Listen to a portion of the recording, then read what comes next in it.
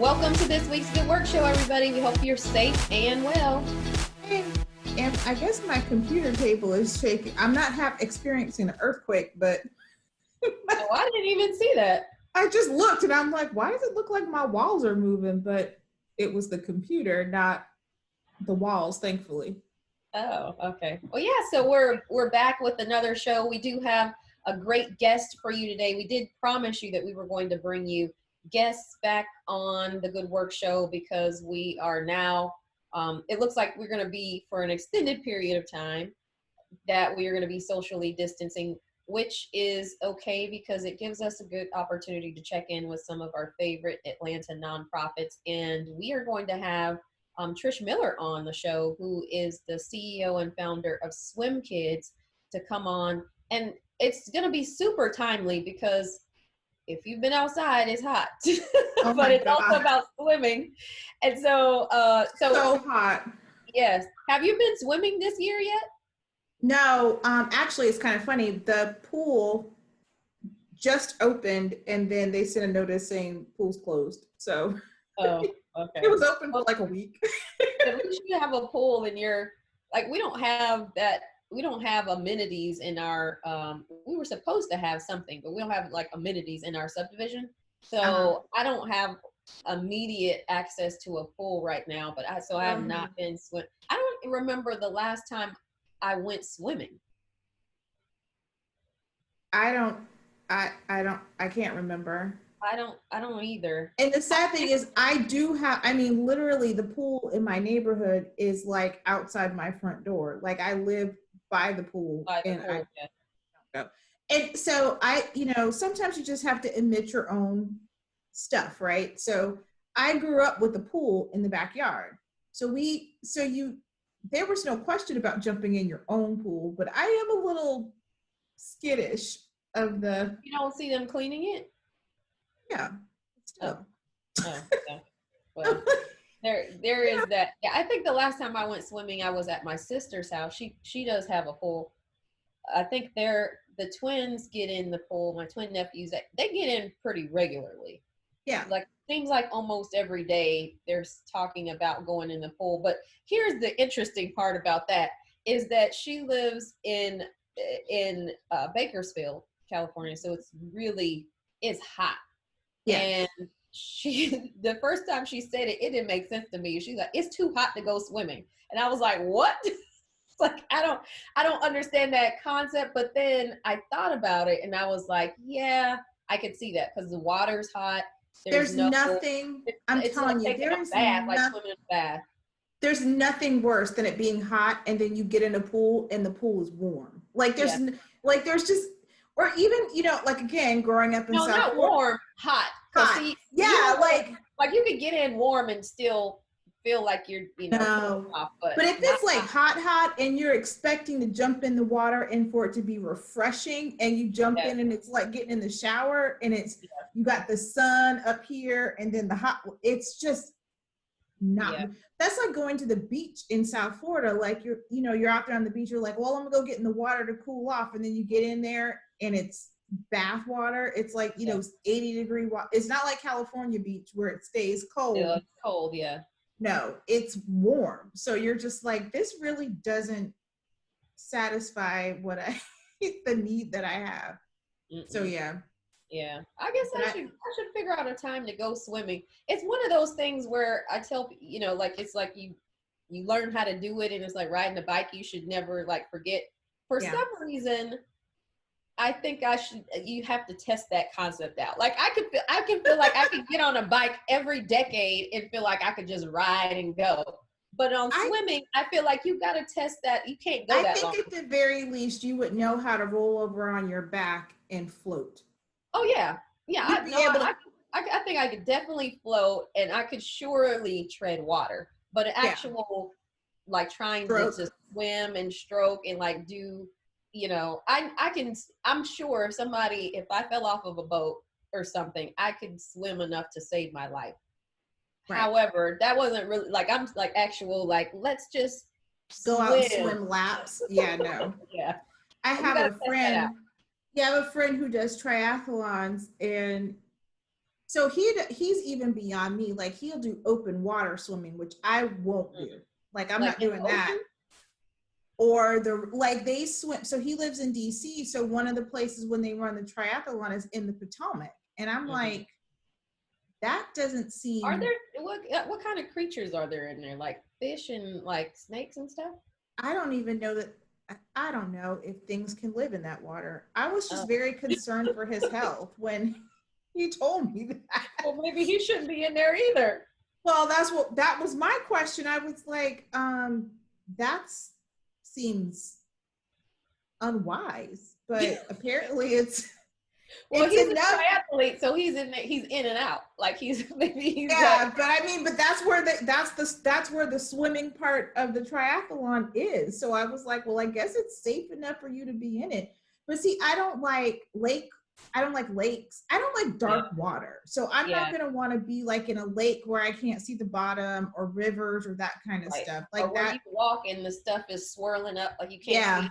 I don't like that either. I don't like that either. I'm very much an ocean and pool girl. But like clear ocean, so like, South Beach Ocean where the water's clear, you can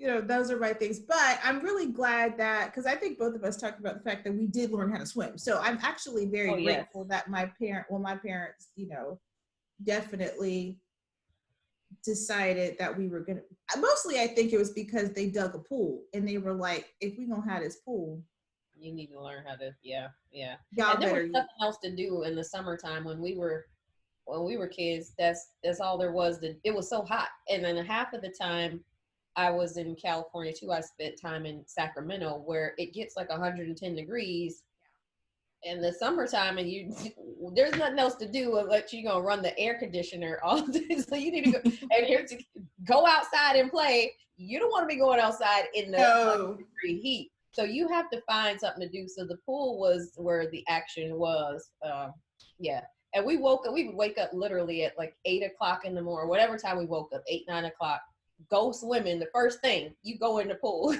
Wow. You go in the pool. Then you get something to eat. You sit down, watch TV.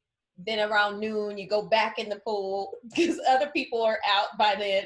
Then you get out, you eat a late lunch or whatever. Then by then, your parents are coming home from work. And then you eat dinner, and then you go back in the. So I'm literally on summer days, we'd be in the pool at least 3 times. It wasn't that serious for us. That was all. That was a highlight. It's just like in the pool all day. But but so much, when I think about it, so much of what we used to do in the summer like revolved around pools, because we had a pool and most of the people that I knew, like in the neighborhood, had pools. So it was kind of like, well, if you go over to this person's house, bring your bathing suit. You go over to that person's house, it was what it was. So all that to say, we're going to be excited to hear from Trish, thank you, and learn about SwemKids and how they are introducing this generation of kids to swimming and water safety, so that, the statistics that she's going to talk about when it comes to death by drowning are, bad. And then even just like kids, especially young Black kids, being able to learn how to swim and kind of all the background that goes into that. Yep. So she's working hard to break a cycle. So it'll be exciting to hear what she has to say about that and what they're doing over there at SwemKids.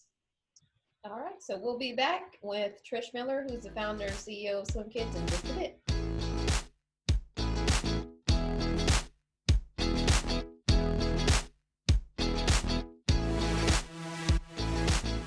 Hello, audience. So welcome back to the Good Work Show. We are excited because, as we said, we've got guests coming on, and we're excited because we have Trish Miller, who is the CEO and founder of SwemKids. So welcome to the show, Trish. Thank you so much. It's great to be here. Thank you for the invite.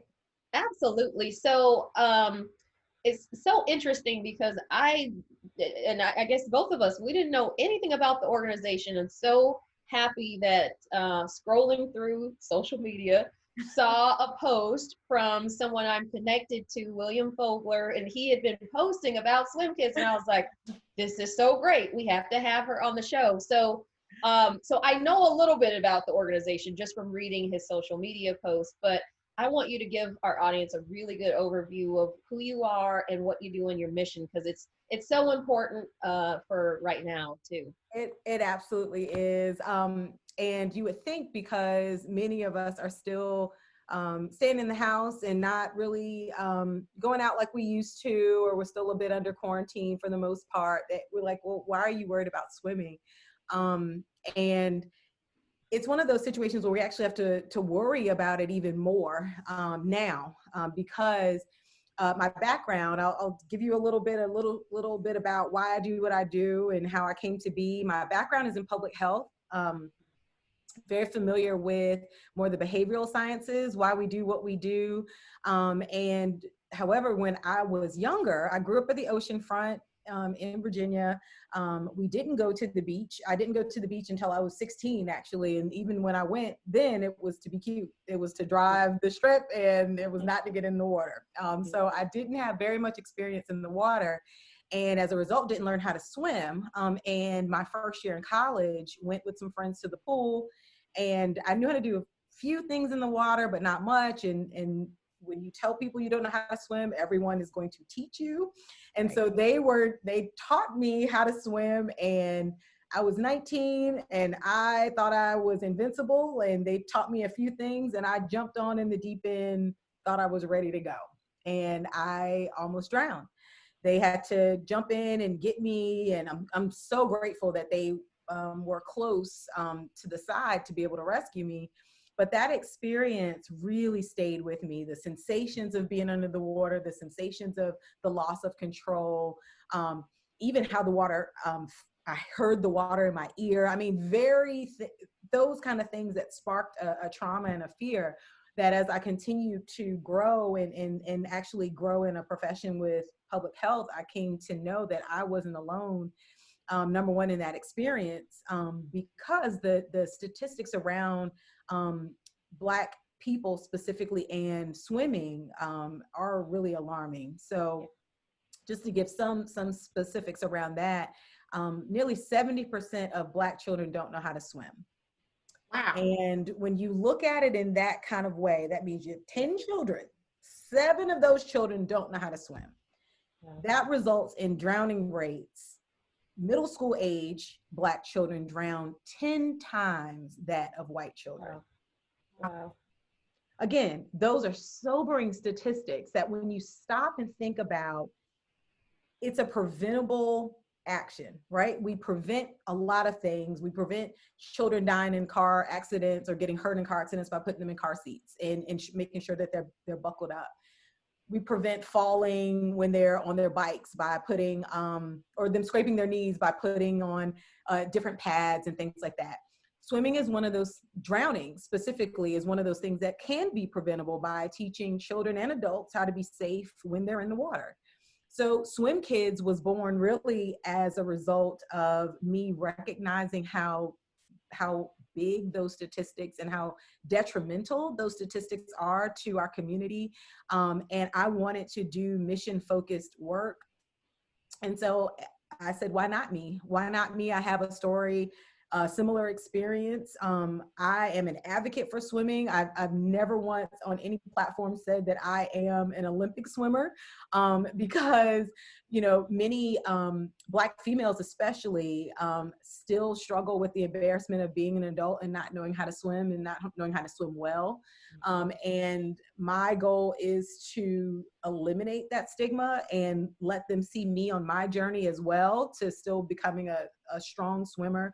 But I hire well, and we have certified instructors that have led swim teams, are Olympic swimmers that train our children and adults in the water. SwemKids over the years has been or is a school-based program. So we actually work with Atlanta Public Schools, DeKalb County Public Schools, to transport children during the school day as a part of the school's curriculum for swimming instruction and water safety programming. So we treat it like a field trip. They get 10 lessons, 10 30-minute lessons And everything is completely free. I meet with the parents ahead of time, help them. They meet our instructors. They see the space where we're going to be.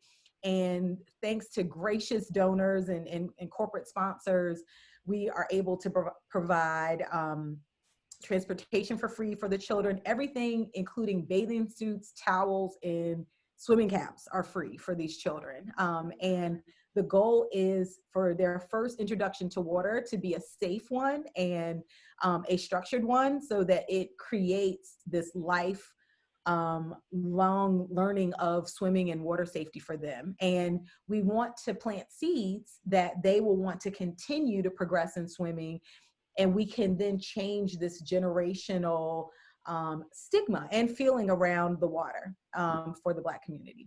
Is there, or are there particular barriers other than maybe access to a pool, which I would imagine could be a thing, for especially, specifically Black children when it comes to water safety and learning how to swim? Absolutely. According to the literature, there are 3 barriers. Access is one of those. And I want to press pause there to just, in this time that we're facing right now, it's further illuminated by public pools are closed. They're closed for instruction. They're closed for those who don't already know how to swim. You can rent lanes in some of the public pools, but if you don't know how to swim, that doesn't really do much for you. So access is still a huge problem. William Fogler, who you mentioned with WM Events, is helping us with that issue by opening up his private pool at home for us to continue instruction. Those types of things where if you don't, and we transport children there for families that don't have the ability to be able to do that. It's an issue and a problem where you have private pools or private country clubs that are open, and again, that inequity and that imbalance of access to water and access to learning is still there, and it's growing. It's growing now. So access is definitely still one of the top. Cost of lessons is a barrier, and I only bring up cost specific to related to prioritization. So most people pay for what they want to pay for, right? So if you really want the thing, you'll save and sacrifice. However, it's not terribly prioritized for many of us as something that we should spend money on, or why now? It's leisure. They know how to splash. I'll keep them out of the deep end. It's okay. So cost of lessons in terms of the prioritization of them is an issue. But however, the most communicated issue is hair and hair maintenance. And that is most communicated by Black female mothers and children. That actually is a particular pain point of my own, and actually sparked the creation of a product side of our business where we are eliminating that as an issue as well. But hair maintenance, I've had mothers or families really that have opted out of a free lesson because they didn't know what they were going to do with their child's hair once they go to the pool earlier in the day.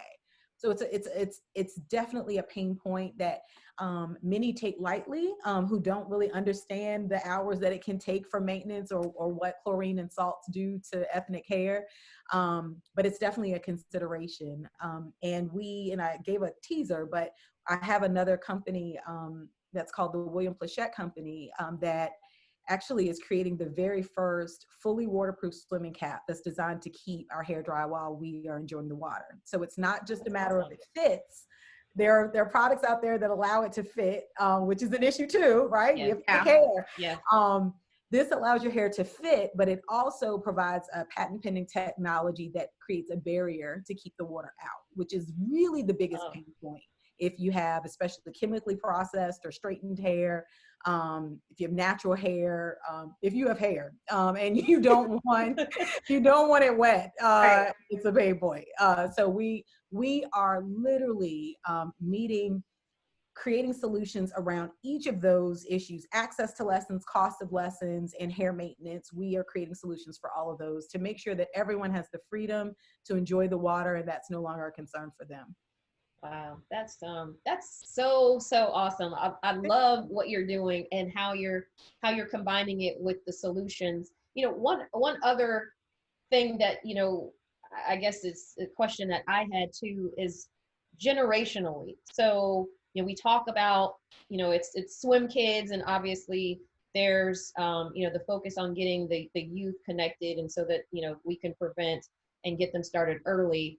But talk about generationally, because their parents probably a lot of cases don't know how to swim, or didn't have access, or didn't have, you know, discretionary funds to pay for lessons. And so how does that play into the fact that, you know, you may have families where the little one might be the only person who knows how to swim, or the first to learn how to swim? You hit it on the head. Segregation, Jim Crow, those are things in our past that have created really the generation of non-swimmers and fear that we experience today. Pre-slavery, where we sometimes forget there's a before. Those that lived in African countries, great swimmers. And that is just the strength, the athleticism, no secret to water at all. However, after the passage, as a right of control, those kinds of things brought about fear. Watching your loved one being thrown over a boat, you know, those are things that just created these traumas and these seeds that continue to germinate, where we then created this feeling about the water. Even add in colorism, where being out in the sun, we don't want to get darker, or we shouldn't be in the sun, and all of those things. And the only reason I'm bringing them up in this kind of forum is because those were things that happened to me as I was growing up. Those were reasons that I was told to stay out of the sun, or those were reasons why we didn't go to the water. All of those kinds of things I actually experienced growing up.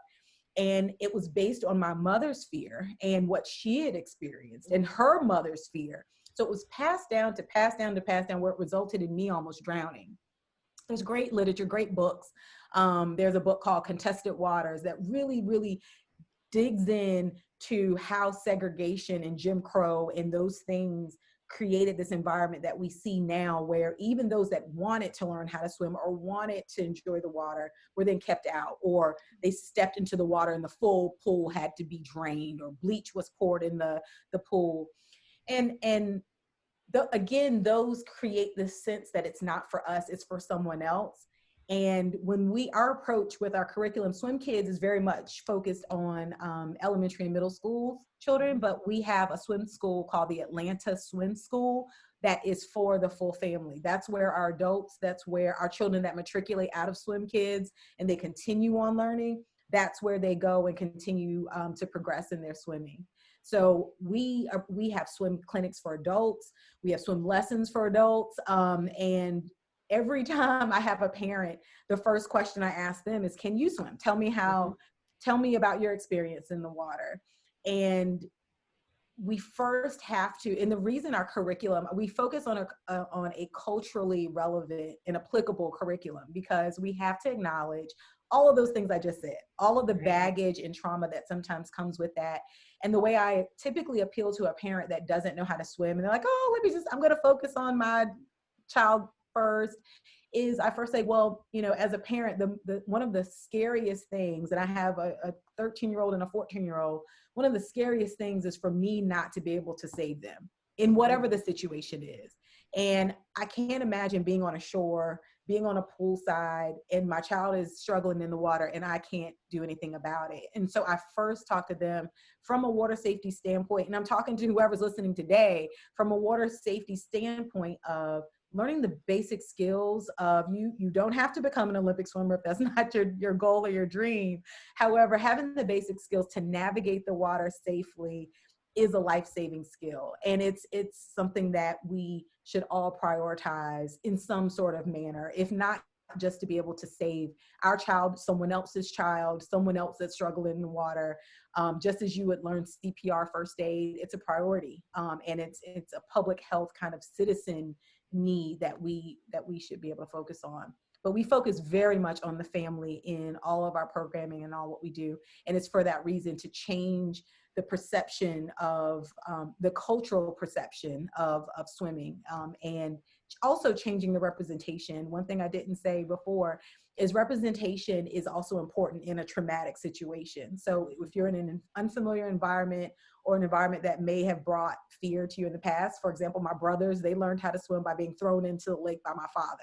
Mm-hmm. It didn't happen to the baby and the only girl. That didn't happen to me. Yeah. So my brothers have a different experience in the water, and we have to first be able to acknowledge that when I'm talking to a man who is a little afraid of getting in the water, we have to, I work with that man by pairing him with another Black male. Mm-hmm. So we make sure that we understand that representation, people who look like you, many times is very important in helping you to get over that hurdle. We certainly believe in diversity in our space and in our water. We are also doing that, though, by diversifying what the swimmers and instructors look like in just the swimming community as a whole. Yeah, it's awesome. Yeah, I know, it really, I will say, I kind of feel like a little bit of like a proof point to what you're talking about, because both of I grew up in South Florida. We had a pool in our backyard, so that was one thing, the access thing, when you have that access. And then my dad grew up in St. Augustine, so center of pouring acid in the pools when the kids wanted to go, so there was that. But both of my parents were like, oh, y'all are getting swim lessons and you're going to learn how to swim. We dug this pool, you're going to learn how to swim in it. Right.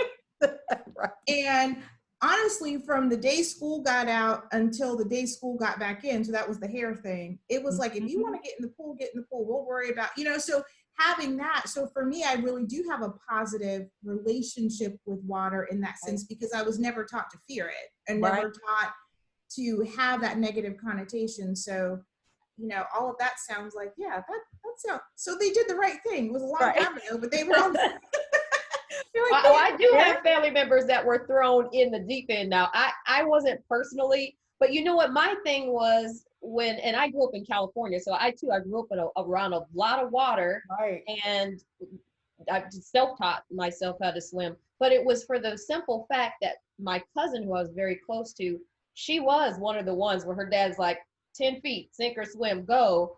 She learned how to swim, but all of my other cousins learned how. And I think too, when we talk about barriers, if you're a young kid and you don't have access, or you have those barriers, you get invited to the pool party of friends and your kids, and you're the only one who doesn't know. And obviously your parents probably aren't there with you, so you're around your peers and they're jumping off the diving board and thing. And that was my motivation, honestly, for wanting to teach myself how to swim. I was like, I gotta keep up with everybody else, because I don't want to be the one on the sidelines. So the cultural stuff, absolutely, but then you get this peer pressure, kind of like you were with your friends, right? They were going and you didn't want to be on the sidelines. So I think that also plays a huge part in how, and why, in our community too, like the kids just aren't swimming. So it's so accurate. And it's so accurate for you to even note the peer pressure side of that, because that's why the middle school age statistics are so high. So middle schoolers, you're starting to give your children just a little bit more freedom, right? So maybe you're not going with them to this birthday party, or you're not going with them over to their friends' houses. And that is where peer pressure starts to happen, right? And you're embarrassed. You don't want to tell them, you can't do something, so I'll figure it out, right? How hard can it be? They can do it. Right. And that's where you see those rates so high. And that's why it's so important for us to get to them well before that middle school age, so that we can prevent those kinds of things from happening. So tell us, in our last minute or so, how can the community support your efforts? How can people help? Especially, like you were talking about, so much of this was school-based, and, in these COVID times, as we call them, how is that, how can people help you to navigate this new, different time that we're in, to make sure that we're still helping kids have this healthy relationship with the water? Yeah, help us with those 3 points. First, access. If you have access to a country club, invite us in, allow us, give us who we need to talk to so that we can host lessons at your country club and bring people in. Or if you have a pool, you have a pool in your backyard or in your community, we would love to come and give lessons there. In this COVID area, since schools and pools were closed prematurely, a lot of the children that we were instructing did not get an opportunity to receive instruction before the summertime. And so we would love to be able to get those children before pools and things open up and where we see a spike in our drowning rates because they weren't able to get that information. So if you have access to a pool or you know someone that has access to a pool, please contact us at SwemKids.com, and that's SwemKids.com. The other thing we'd like you to do is fund a child, a school, a class of swimming instruction, because cost still is an issue for many of our children, where you can also give on our website as well. Be an advocate for swimming. So if you don't know how to swim, or you have a family member that doesn't know how to swim, and swimming means that you are not in a shallow end, you can tread water for 30 seconds. That means you know how to swim. You can get safely to the edge. That means you know how to swim. If you are not able to do that, or a loved one isn't able to do that, sign up for swimming instruction. And you can also do that at our website, or go to atlantaswimschool.com and sign up for a swimming instruction. Wow. Well, Trish, Be an advocate. This has been such a pleasure. I'm so glad that SwemKids exists. Thanks for coming on our show, but really breaking down why this is so important. I think you did a really good job, and hopefully our audience is taking all of this in, but is activated now. And this is the summertime. This is the time where we see drowning rates go up anyway. And so this is really, now that people are at home even more, this is so important for you all to exist and be successful and continue to reach those kids and families. So thank you so much for coming on the show. We appreciate you. Thank you. And one other thing, I'd ask for people to follow us on our social media, which is on Instagram, it's SwemKids, and for Atlanta Swim School, it's atlswimschool.com. So please follow us on social media so that you can see photos of what we're doing in the community with our children and our adults learning how to swim. Great. Thank you. Thank you all.